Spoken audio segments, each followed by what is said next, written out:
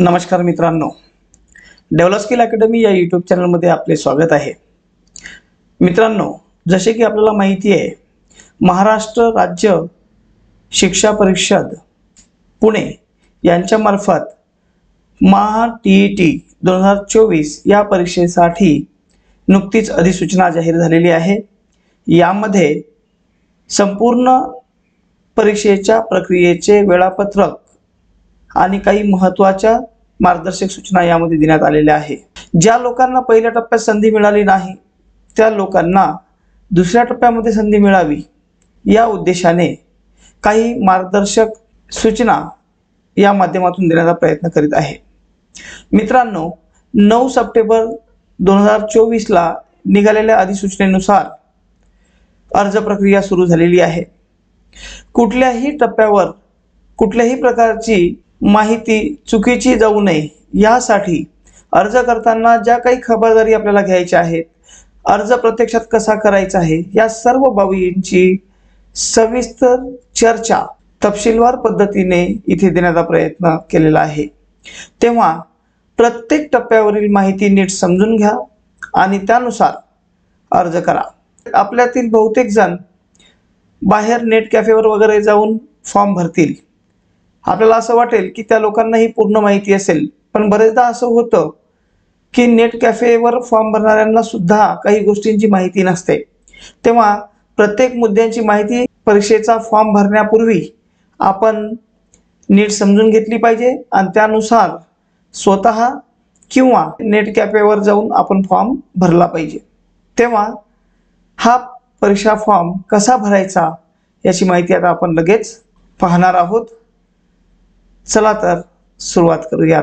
सर्वप्रथम इथे गुगलचं browser open करायचं आहे आणि यामध्ये आपल्याला maha-tee-t.in असं टाइप करायचं आहे। त्यानंतर महाराष्ट्र राज्य परीक्षा परिषद पुणे यांचे मुख्य पृष्ठ होम पेज आपल्याला इथे दिसेल आणि यामध्ये जे काही महत्त्वाचे इथे माहिती दिलेल्या आहेत यानुसार आपल्याला एक एक माहिती समजून घ्यायची आहे आणि त्यानुसार आपल्याला इथे परीक्षा फॉर्म भरायचा आहे। सर्वप्रथम आपण जाहिरातीवर लक्ष देऊयात।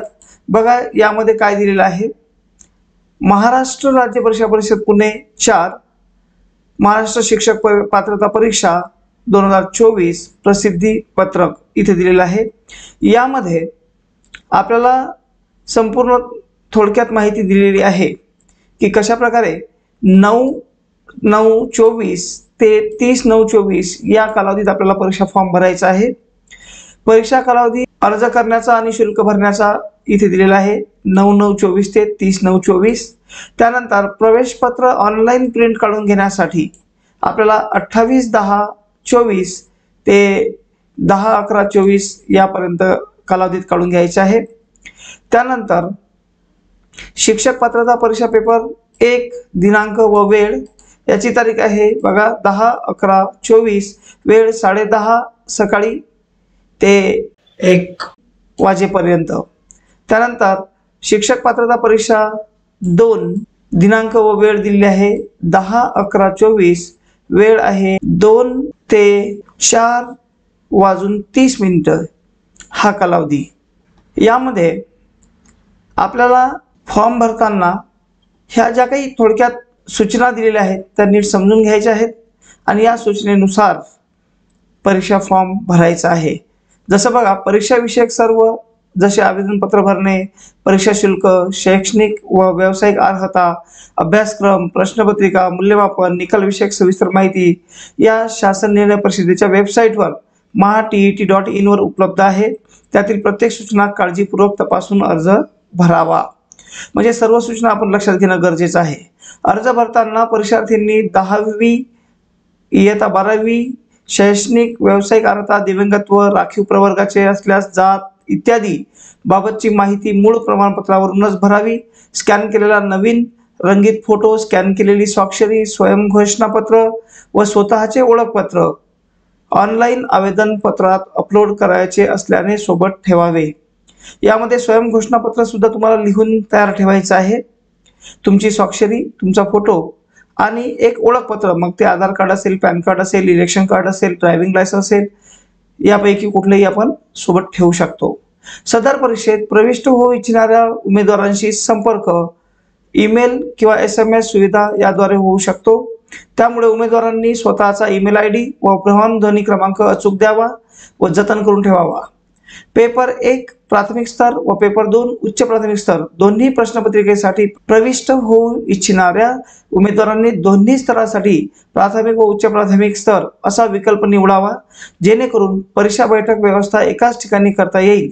प्रत्येक स्तरासाठी स्वतंत्र अर्ज भरण्याची आवश्यकता नाही। त्यानंतर सदर जाहिरातीनुसार उमेदवारांना केवळ ऑनलाईन अर्ज करता येईल, ऑफलाईन आलेले अर्ज स्वीकारले जाणार नाही, याची उमेदवारांनी गांभीर्याने नोंद घ्यावी। परीक्षेचे शुल्क online banking, debit, credit card इत्यादीद्वारे ऑनलाईन पद्धतीने भरावे लागेल। चलनाद्वारे ऑनलाईन शुल्क भरता येणार नाही। परीक्षा शुल्क भरणा यशस्वी झाल्यानंतर आवेदन पत्रातील माहिती अंतिम करण्यात येईल। नंतर आवेदन पत्रामध्ये कोणत्याही स्वरूपाची दुरुस्ती करता येणार नाही व त्याबाबतचे निवेदन स्वीकारले जाणार नाही। अर्ज स्वीकारण्याच्या अंतिम दिनांकापर्यंत परीक्षा शुल्क ऑनलाईन रित्या स्वीकारले जाईल। विविध पद्धतीने अर्ज सादर केल्यानंतर परीक्षा शुल्क भरल्याशिवाय सदर अर्ज विचारात घेतला जाणार नाही। ऑनलाईन आवेदन पत्रासोबत कोणत्याही कागदपत्रांच्या प्रती जोडण्याची आवश्यकता नाही। तसेच आवेदन पत्र, कागदपत्रे, प्रमाणपत्रे गट शिक्षणाधिकारी, शिक्षणाधिकारी यांच्याकडे जमा करण्याची आवश्यकता नाही। मूळ प्रमाणपत्राच्या पडताळणीस अधीन राहून उमेदवारांना परीक्षेस तात्पुरता प्रवेश दिला जाईल। निकाल घोषित केला जाईल। परीक्षेच्या निकालानंतर शैक्षणिक व व्यावसायिक कागदपत्रांची पडताळणी प्रमाणपत्र वितरणाच्या वेळी करण्यात येईल। प्रमाणपत्र पडताळणीच्या वेळी कागदपत्रे अपूर्ण असल्यास अथवा उमेदवार प्रमाणपत्रे सादर करू न शकल्यास या परीक्षेची उमेदवारी रद्द करण्यात येईल।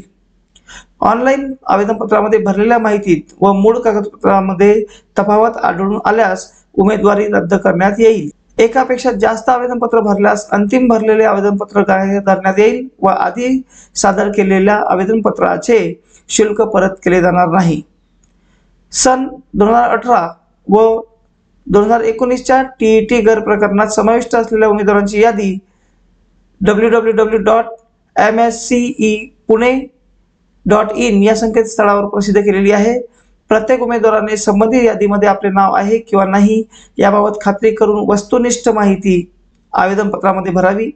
आपण भरलेली माहिती चुकीची असल्याचे निदर्शनास आल्यास कोणत्याही स्तरावर आपली संपादणूक रद्द करण्याचा अधिकार परीक्षा परिषदेकडे राहील। तसेच या 2018 व 19 यादीमध्ये समाविष्ट असून सुद्धा खोटी व चुकीची माहिती भरून परीक्षेत प्रविष्ट झाल्यास कायदेशीर कारवाई सुद्धा करण्यात येईल, याची उमेदवारांनी गांभीर्याने नोंद घ्यावी।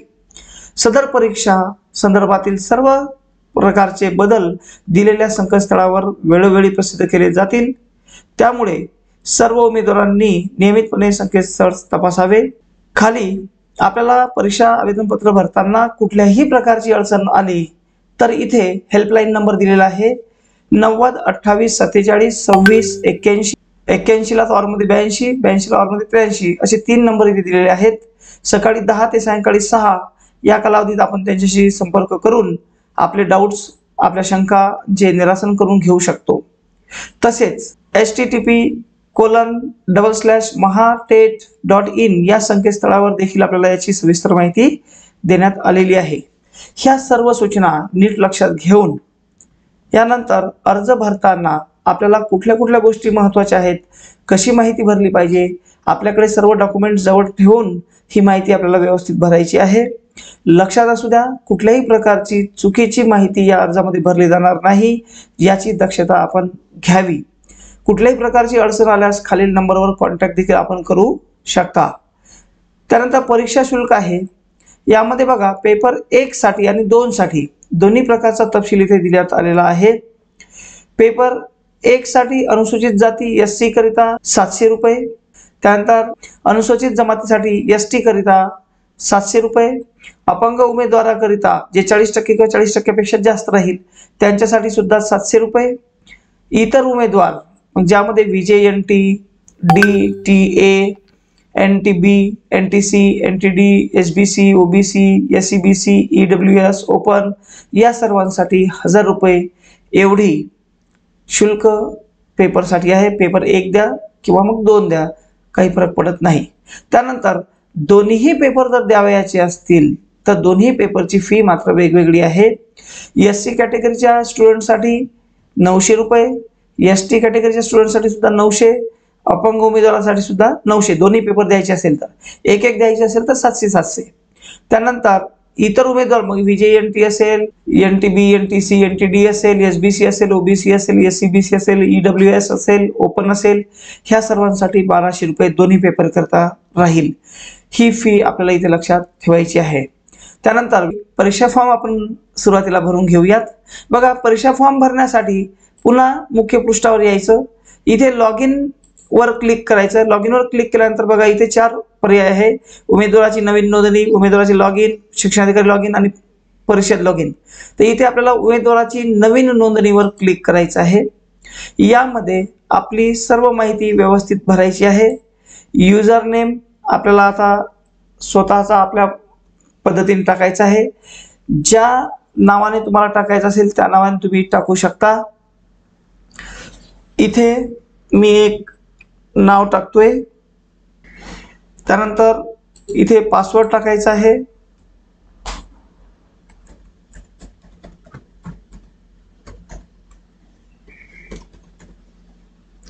त्यानंतर परत पासवर्ड टाकायचा आहे.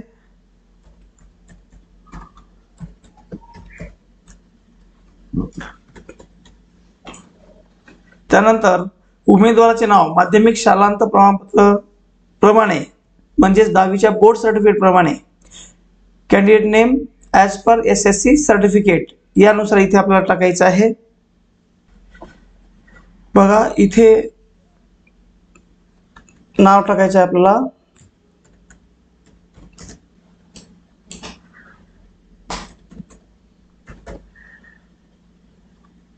विद्यार्थ्याचं नाव, नंतर वडिलांचं नाव,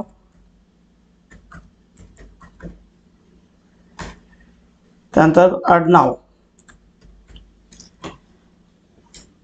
त्यानंतर मोबाईल नंबर टाकायचा आहे तुम्हाला. त्यानंतर ईमेल ID टाकायचा आहे. यानंतर आपल्याला इथे मोबाईल नंबर आणि ईमेल ID जो आपण टाकलेला आहे त्यामध्ये OTP येईल. इथे जे आपण युजर ID आणि पासवर्ड टाकतोय तो नीट लिहून ठेवायचा आहे, कारण पुढे आपल्याला त्याची आवश्यकता पडेल.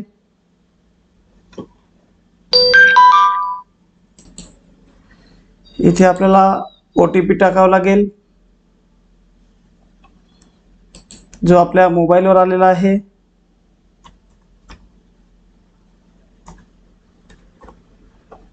त्यानंतर ईमेलवर आलेला OTP देखील एकच असतो, त्यामुळे तोच आपल्याला इथे टाकायचा आहे आणि नवीन नोंदणीवर क्लिक करायचं आहे. इथे आपली उमेदवाराची नवीन नोंदणी झालेली आहे असा मेसेज तुम्हाला येईल. आणि त्यानंतर परत एकदा मुख्य पृष्ठावर यायचं. मुख्य पृष्ठावर आल्यानंतर पुन्हा एकदा उमेदवाराचे लॉग इनवर आपल्याला जायचं आहे. आता उमेदवाराचा इथे लॉग इन युजर नेम आणि पासवर्ड जो आपण यापूर्वी जनरेट केलेला आहे तो आपल्याला इथे लिहायचा आहे.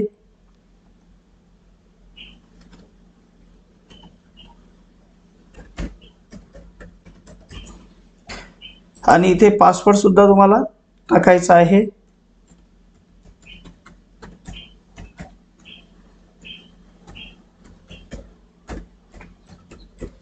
आणि लॉग इन करायचं आहे. त्यानंतर अशा प्रकारचं एक पेज आपल्यासमोर ओपन होईल, ज्यामध्ये आपल्याला अर्जावरील माहिती भरा, परीक्षा फी भरा, अर्ज डाउनलोड करा आणि तक्रार नोंदवा असे 4 महत्त्वाचे टॅब इथे दिसतील. प्रत्येक टॅबनुसार आपल्याला एक प्रोसेस पूर्ण करायची आहे. अर्जावरील माहिती भरत असताना नीट माहिती आपल्याकडे सगळी उपलब्ध आहे का हे पाहून अर्ज आपल्याला भरायचा आहे. यानंतर आपण प्रत्यक्ष अर्ज भरायला सुरुवात करणार आहोत। बघा, इथे आपण आधी नाव नोंदणी केल्यामुळे ऑलरेडी नाव आलेलं असेल। हे नाव तुम्हाला इथे बदलायचं असेल तर बदलू शकता। चेंजेस काही असेल, कदाचित एखाद्या वेळेला स्पेलिंग मध्ये मिस्टेक झाली असेल तर ते आपण इथे करेक्ट करून घेऊ शकतो। त्यानंतर उमेदवाराने इथे आपल्या 10वीच्या प्रमाणपत्रावरील नावाखाली जसेच्या तसं इथे नाव टाईप करायचं आहे, म्हणजे आपलं नाव कन्फर्म करायचं आहे।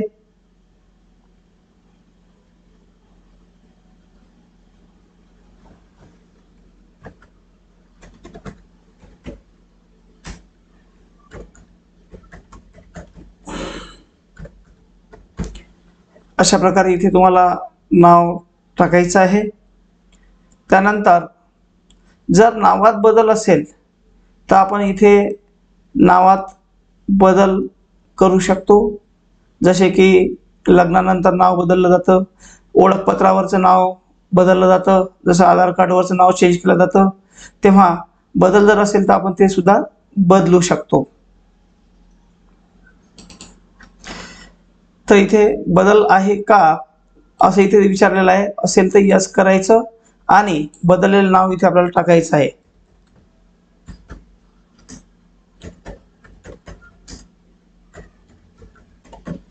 अशा प्रकारे आपल्याला बदल करायचा आहे।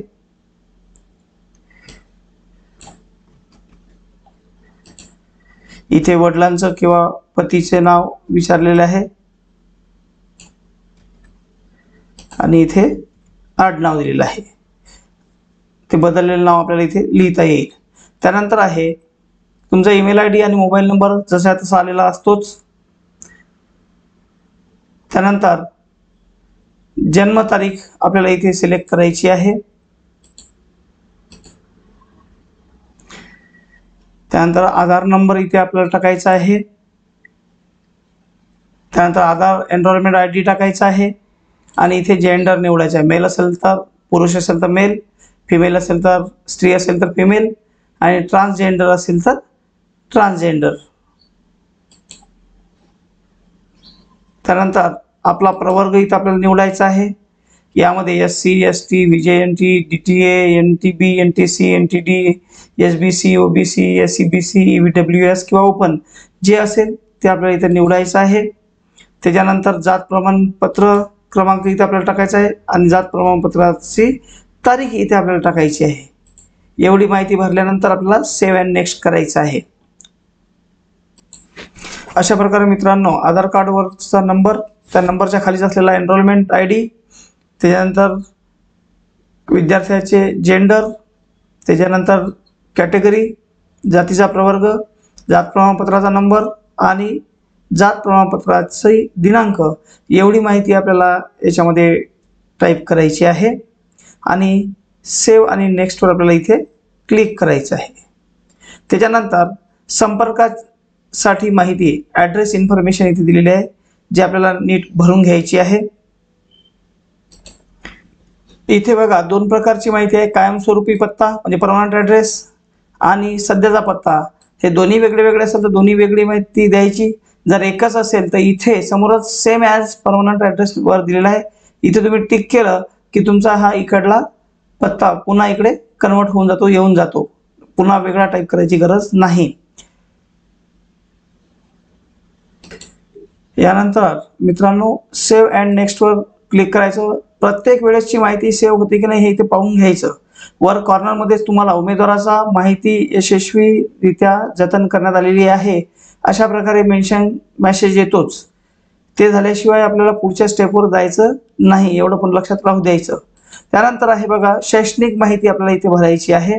यामध्ये माध्यमिक शालांत प्रमाणपत्र परीक्षा म्हणजे 10वीची बोर्ड सर्टिफिकेट, नंतर 12वीचं बोर्ड सर्टिफिकेट, त्याच्यानुसार माहिती आपल्याला इथे भरायची आहे। प्रमाणपत्राचा क्रमांक टाकायचा आहे, त्यानंतर बैठक क्रमांक, त्यानंतर बोर्डाचे नाव, त्यानंतर उत्तीर्ण झाल्याचा महिना व वर्ष, मिळालेले गुण आणि एकूण गुण, अशी दोन्ही याची माहिती आपल्याला इथे द्यायची आहे।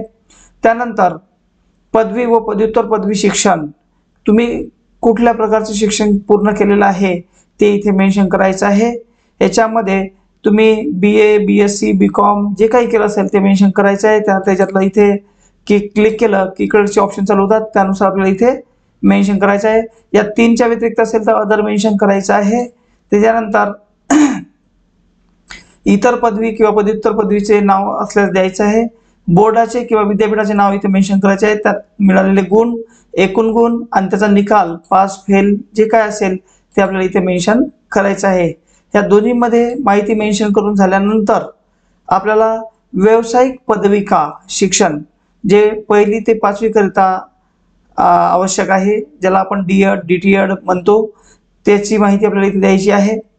जर उमेदवार व्यावसायिक पदविका शिक्षणाच्या शेवटच्या वर्षात शिकत असेल तर उमेदवाराने मागील वर्षीच्या पदविका शिक्षणाची माहिती भरावी आणि जर पूर्ण झालेला असेल D.Ed तर पूर्ण याची माहिती तुम्हाला इथे भरायची आहे. त्याकरता इथे टिक मार्क करायचं आहे. त्यानंतर सगळे ऑप्शन्स रेडी होतील. यामध्ये आपल्याला पदविकाचं नाव जे असेल ते D.Ed DEIED DTED किंवा अदर इतर असेल ते आपल्याला इथे मेन्शन करता येईल. त्यानुसार इथे मेन्शन करायचं आहे. त्याच्यानंतर निकाल, पास असेल तर पास, अपियर असेल तर अपियर मेन्शन करायचं आहे.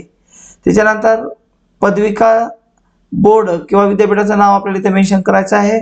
पदविका उत्तीर्ण झाल्याचे महिना वर्ष मेन्शन करायचं आहे. मिळालेले गुण, एकूण गुण, त्याची टक्केवारी, पर्सेंटाइल किंवा ग्रेड असल्यास ते मेन्शन करायचं आहे आणि प्रमाणपत्राचा क्रमांक टाकायचा आहे. त्यानंतर व्यावसायिक पदवी शिक्षण, व्यावसायिक म्हणजे काय, हेच B.Ed वगैरे की जे शिक्षकाच्या पात्रतेसाठी आवश्यक आहे असल्यास टिक करावे, नसल्यास करायची गरज नाही. जर असेल तर जर उमेदवार व्यावसायिक पदवी शिक्षणाच्या शेवटच्या वर्षात शिकत असेल तर मागील वर्षीच्या पदवी शिक्षणाची माहिती पण भरावी होती, कारण आता B.Ed 2 वर्षाचं झालेलं आहे. तर याची सुद्धा तुम्हाला इथे पूर्ण माहिती द्यायची आहे आणि त्यानंतर मग सेव्ह आणि नेक्स्ट वर आपल्याला क्लिक करायचं आहे. तर इथे आता आपण जे आपल्याकडे डॉक्युमेंट्स आहेत त्याची माहिती पूर्ण भरून घेऊयात. अशा प्रकारे माहिती भरून झाल्यानंतर सेव्ह अँड नेक्स्ट वर क्लिक करायचे. परत इथे माहिती सेव्ह झाल्याचा मेसेज येईल. उमेदवाराचा माहिती यशस्वीरित्या जतन करण्यात आलेली आहे. त्यानंतर परीक्षेसंदर्भातील माहिती इथे विचारलेली आहे. बघा, परीक्षा केंद्राचा जिल्हा निवडायचा सांगितलेला आहे. इथे तुम्हाला जो पाहिजे तो जिल्हा इथे निवडू शकता. त्यानंतर कोणता पेपर आपल्याला द्यायचा आहे त्या संदर्भात इथे ऑप्शन आहे. मग इथे पेपर 1, पेपर 2 आणि बोथ पेपर्स जे असेल त्यापैकी आपल्याला मेन्शन करायचं आहे.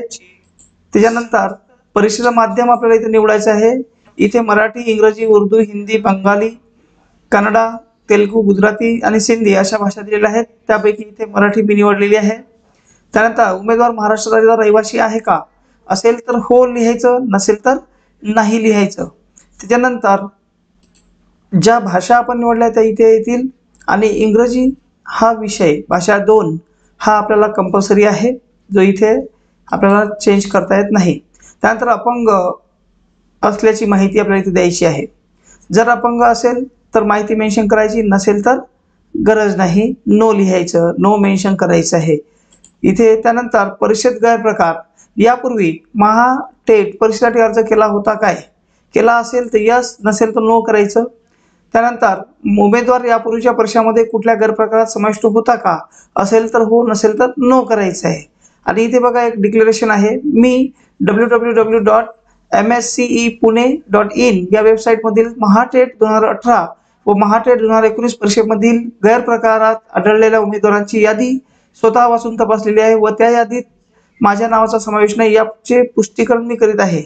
मी येथे करीत असलेले पुष्टीकरण खोटे आढळून आल्यास त्याबाबत होणाऱ्या नुकसानीस किंवा कारवाईस मी स्वतः जबाबदार असेल. इथे टिक करायचं. जर तुमचं त्या यादीमध्ये नाव नसेल तर ती यादी पाहण्यासाठी तुम्हाला या वेबसाईटवर सुद्धा क्लिक करावं लागेल, www.mscepune.pune.in आणि त्यावर आपलं नाव चेक करावं लागेल. त्यानंतर जुळ्या भावंडांविषयी माहिती, की उमेदवाराला जुळा भाऊ किंवा बहीण आहे का, असेल तर हो, नसेल तर नो करायचं आहे.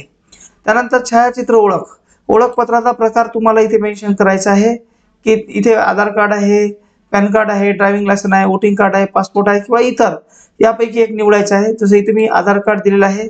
त्यानंतर इथे आधार कार्डचा नंबर मेन्शन करायला सांगितलं आहे. इथे आपल्याला त्या जे काही आपण ओळखपत्र देतोय त्याचा क्रमांक इथे मेन्शन करायचा आहे. लक्षात असू द्या, नंबर टाकताना काळजीपूर्वक टाका, कारण याचं व्हेरिफिकेशन परीक्षा केंद्रावर होईल, तेव्हा आपल्याकडे तो नंबर त्या प्रमाणपत्रावर किंवा ओळखपत्रावर असला पाहिजे. आणि त्यानंतर याला इथे सेव्ह आणि नेक्स्ट करायचं आहे.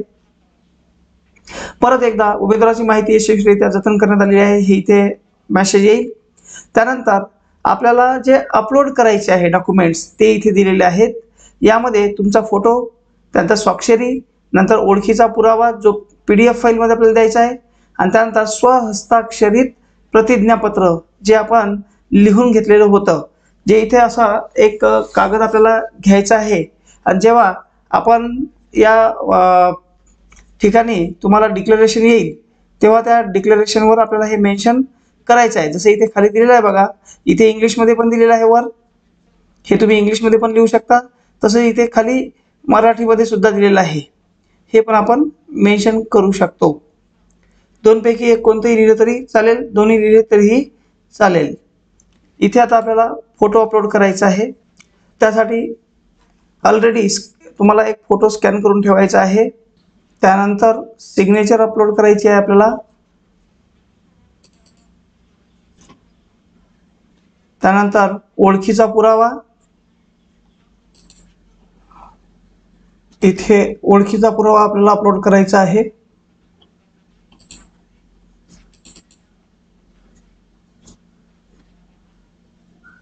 यामध्ये फाईल साईज पण लक्षात असू द्या. फोटोसाठी 17 KB ते 51 KB, साइन सिग्नेचरसाठी सुद्धा 17 KB ते 51 KB. त्याच्यानंतर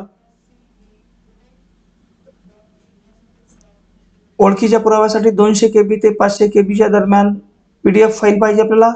त्यानंतर पुन्हा स्वहस्ताक्षरित प्रतिज्ञापत्र हे 17 KB ते 500 KB पर्यंत आपल्याला हवं आहे.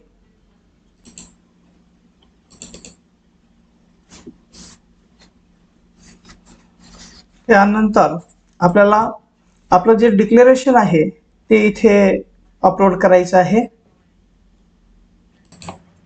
बघा. त्यानंतर जे डिक्लेरेशन आहे आपण हाताने लिहिलेलं हे इथे आपल्याला अपलोड करायचं आहे. सर्व फाईल्स अपलोड झाल्यानंतर पुन्हा एकदा इथे आपल्याला शो प्रिव्ह्यू पण करता येते आणि पुढे पण जाता येते बघा. इथे आपण शो प्रिव्ह्यू केल्यानंतर संपूर्ण फॉर्म आपल्या समोर येतो. संपूर्ण फॉर्म नीट चेक करून घ्यायचा आहे, तपासून घ्यायचा आहे. याच्यात जर काही कमी जास्त असेल तर आपल्याला परत इथे एडिट ॲप्लिकेशन आणि प्रोसीड टू पेमेंट या दोनपैकी एक ऑप्शन घेता येतं. जर करेक्शन करायचे असेल तर एडिट ॲप्लिकेशन करायचं, आणि जर करेक्शन करायचं नसेल तर प्रोसीड टू पेमेंट करून पुढे आपल्याला फीस भरायची आहे.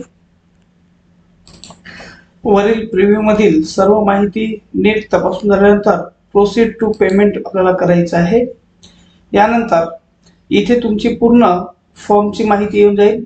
विद्यार्थ्याचे नाव, त्याची जन्मतारीख, exam centre district, exam medium, त्यानंतर लँग्वेज, त्यानंतर फी तुम्हाला जेवढी भरायची आहे ती, जेंडर, त्याच्यानंतर कॅटेगरी, त्याच्यानंतर एक्झाम अप्लाय, कोणत्या परीक्षेसाठी तुम्ही अप्लाय करताय, हँडिकॅप आहे की नाही, आयडेंटिटी प्रूफ, त्यानंतर सेकंड लँग्वेज, आणि नंतर पेमेंट स्टेटस. इथे पेमेंट स्टेटस दिसते पेंडिंग. आता याच्यावर आपल्याला परीक्षा शुल्क भरायचं आहे. यासाठी पुढे जायचं आहे. परीक्षा शुल्क भरल्यानंतर उमेदवाराला अर्जाची माहिती बदलता येणार नाही. After the successful online submission of fee, candidate can not be edit the application form. आणि परीक्षा शुल्क भरण्यासाठी पुढे जायचं आहे का, do you want to continue payment, तर इथे आपल्याला होय करायचं. त्याच्यानंतर आता पुढे ऑनलाईन जी प्रोसेस आहे पेमेंट करण्याची ती आपल्याला इथे पाहायला मिळेल बघा. इथे फी आलेली आहे वर. त्याच्यानंतर तुम्हाला डेबिट कार्ड, क्रेडिट कार्डने पण पेमेंट करता येतं, इंटरनेट बँकिंगने सुद्धा करता येतं, UPI ने सुद्धा करता येतं, आणि QR कोडने सुद्धा करता येतं. तर इथे फोनपेचा वापर आपण करू शकतो किंवा जे काही UPI ॲप आहेत कोणतेही त्यामधून आपण अप्लाय करू शकतो. आता इथे मी QR कोडसाठी अप्लाय केलेला आहे. आता सिलेक्ट QR, तर इथे असं दिलेलं आहे, भीम UPI मेन्शन केलेलं आहे. त्यानंतर मेक पेमेंट. आता इथे QR कोड आहे. आपल्याला इथे स्कॅन करायचा आहे हा QR कोड आणि त्यानंतर याचं पेमेंट आपलं होऊन जाईल। त्यानंतर फोनपे मधून जेव्हा आपलं पेमेंट होईल तेव्हा आपल्याला इकडे हा ऑप्शन चेंज झालेला पाहायला मिळेल। इथे आता मी पेमेंट केलेलं आहे। आता इथे बघा पुढची प्रोसेस कंप्लीट झालेली आहे। पुढची आपली प्रोसेस कंप्लीट झालेली आहे। आता आपल्याला इथून फॉर्म सुद्धा डाउनलोड करता येतोय। मी इथे डाउनलोडवर क्लिक करतोय। आता इथे माझा हा फॉर्म डाउनलोड झालेला आहे। अशा प्रकारे पूर्ण फॉर्म डाउनलोड होईपर्यंतची प्रोसेस आपल्याला पूर्ण करायची आहे आणि यामध्ये कुठल्याही प्रकारचा व्यत्यय आपल्याला येऊ द्यायचा नाहीये। सर्व डॉक्युमेंट्स ज्या प्रकारे मी इथे या व्हिडिओमध्ये सांगितलेले आहेत ते पूर्ण तयार करून घ्यायचे आहेत आणि त्यानंतर प्रत्येक स्टेपवर आपल्याला लक्ष द्यायचं आहे। जरी तुम्ही नेट कॅफेवर किंवा बाहेर कुठे फॉर्म भरत असाल तरीही प्रत्येक पॉइंट हा आपण तपासून पाहायचा आहे। मित्रांनो, या व्यतिरिक्तही काही अडचणी जर येत असतील तर तुम्ही माझ्या कॉन्टॅक्ट नंबरवर देखील मला संपर्क करू शकता। या बाबतीत मी तुम्हाला सविस्तर तुमच्या ज्या काही अडचणी आहेत ते सॉल्व्ह करण्याचा प्रयत्न 100% करेल किंवा व्हिडिओच्या कमेंटमध्ये देखील तुम्ही मला मेसेज करू शकता। माझा कॉन्टॅक्ट नंबर आहे 8698217126। अशा प्रकारे मित्रांनो, महाराष्ट्र राज्य परीक्षा परिषद पुणे द्वारा आयोजित महाराष्ट्र शिक्षक पात्रता परीक्षा 2024 या परीक्षेकरिता ऑनलाईन पद्धतीने अर्ज कशा प्रकारे सादर करायचा आहे, अगदी सुरुवात पासून अर्ज डाउनलोड होईपर्यंतची सविस्तर माहिती आपण इथे या व्हिडिओमध्ये अभ्यासलेली आहे। जर हा व्हिडिओ तुम्हाला आवडला असेल तर माझ्या व्हिडिओला लाईक करा, आपल्या मित्रांपर्यंत शेअर करा। तसेच डिस्क्रिप्शन बॉक्समध्ये जी व्हॉट्सअप ग्रुपची लिंक दिली आहे त्या ग्रुपमध्ये जॉईन व्हा, जेणेकरून तुमच्यासाठी इंग्रजी हा जो कठीण विषय आहे या विषयावर आधारित ग्रामरचे प्रॅक्टिस क्वेश्चन्स, ग्रामरचे वेगवेगळे लेसन्स, ग्रामरची नोट्स, इंग्लिश ग्रामरची विशेषता ही तुम्हाला इथे पुरवण्यात येईल। त्याचा उपयोग करून तुम्हाला ह्या परीक्षेत चांगल्या प्रकारे मार्क्स मिळवता येतील। मित्रांनो, आपल्याला माहिती आहे की भाषेमध्ये इंग्रजी हा विषय आपल्याला कठीण जातो, तेव्हा या पेपरची सर्व इंग्रजी विषयाचा जो काही विभाग आहे त्याची इत्यंभूत माहिती आपण या परीक्षेपर्यंत अभ्यासणार आहोत। पुढचे 2 महिने आपण संपर्कात राहणार आहोत, तेव्हा व्हॉट्सअप ग्रुपला नक्की जॉईन करा आणि माझ्या चॅनलला सबस्क्राईब करा, जेणेकरून जे काही फ्रीमध्ये तुमच्यापर्यंत ही माहिती मी पोहोचवत आहे त्याची डिटेल्स, त्याची अपडेट, नवनवीन अपडेट तुम्हाला माझ्या चॅनलवर पाहायला मिळेल। चला तर विद्यार्थी मित्रांनो, आज आपण इथे थांबूयात। लवकरच भेटूया नवीन व्हिडिओसह। थँक्यू।